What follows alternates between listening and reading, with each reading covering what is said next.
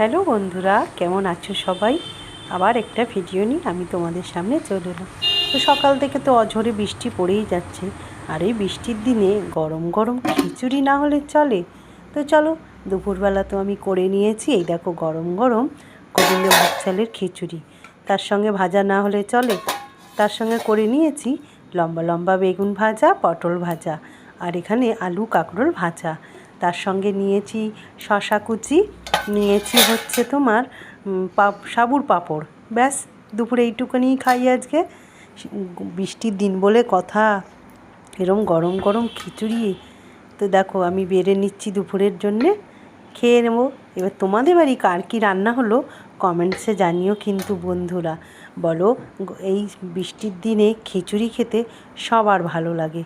কার কার ভালো লাগে কমেন্টসে কিন্তু জানিও। আর আমার মতন আজকে কে কে রান্না করলে বলো। এখন আসি বন্ধু, শুভ দুপুর।